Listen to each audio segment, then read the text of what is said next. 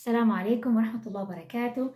اليوم راح نعمل بودنج الشوكولاتة أو مهلبية الشوكولاتة بطعم غني ومميز. عندي المقادير، راح أحتاج لتر من الموية، موية عادية، وعليها كوب من الحليب البودر، وإذا عندك حليب سائل راح نستخدم لتر من الحليب السائل. عندي هنا نص كوب من الكاكاو البودر، ويا ريت يكون نوعية جيدة لأنه راح يطعم لي البودنج. عندي نص كوب من السكر، وممكن السكر حسب الرغبة، ممكن تزيدي حسب الرغبة. عندي هنا 3 ملعقتين كبار من الدقيق الأبيض، وعندي هنا ربع كوب من النشا، عندي كمان علبة قشطة أي نوعية، وملعقة كبيرة من الزبدة. عندي هنا نص ملعقة من النسكافيه اللي راح يعزز طعم الكاكاو عندي، وعندي هنا ملعقة صغيرة فانيليا ورشة ملح. نبدأ بالتحضير. هجيب عندي صحن وأحط عليه لتر الموية، وأضيف عليه الحليب البودر، وأضيف كمان الكاكاو، وعندي كمان الدقيق والنشا. أخلطهم كويس مع بعض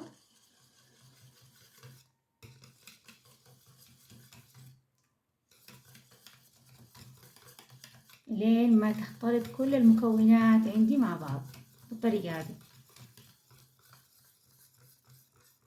بعد ما خلطتهم كويس بالطريقة هذه، راح أجيب عندي القدر اللي راح أطلعها على النار، وأصفي الخليط هذا فيها بالطريقة هذه. بسم الله الرحمن الرحيم، عشان أتأكد إن الخليط اللي عندي ما فيه أي تكتلات بالطريقة هذه.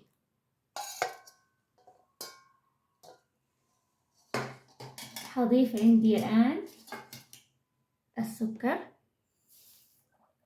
وأطلع الخليط هذا ورشة الملح كمان، صح، أيوة، وأطلع الخليط عندي على النار. شايفين رفعنا الخليط على النار، وراح نستمر بالتحريك إلين ما نحصل على قوام كريمي. ايدك عليه ضروري تقلبيه إلين ما يقدر القوام علشان لا يكون عندك أي تكتلات. أنا راح أستمر بالتقليب بالطريقة هذه إلين ما نحصل على القوام المطلوب.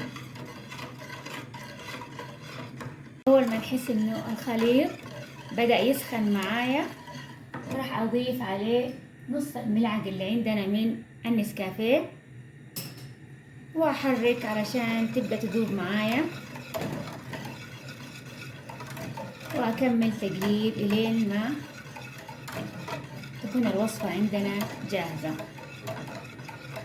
شايفين أول ما يبدأ البودنج يغلي معايا خلاص صار عندي جاهز. بطفي عليه النار، وراح أضيف عليه الآن ملعقة الزبدة،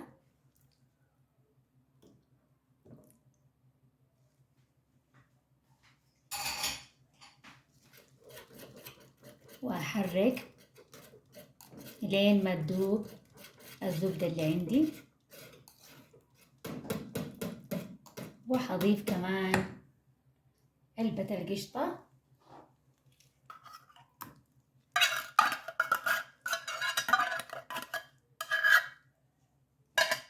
وأحركهم.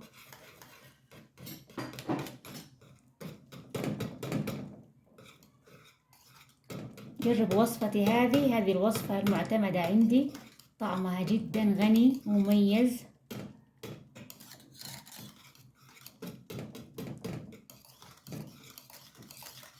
آخر حاجة راح أضيف عندي الفانيليا،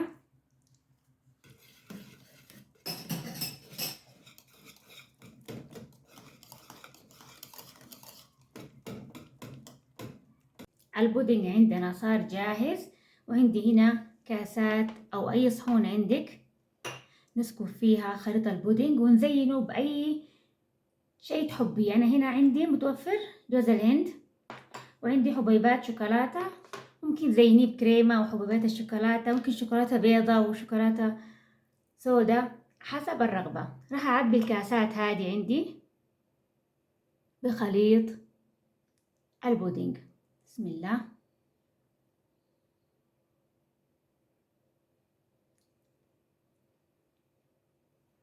بالطريقة هذه. وانتبه، ضروري أنظف الكاسة علشان لما تبرد وتخرج من الثلاجة يكون شكلها مرتب. بالطريقة هذه. أرش عليها رشة جوز الهند،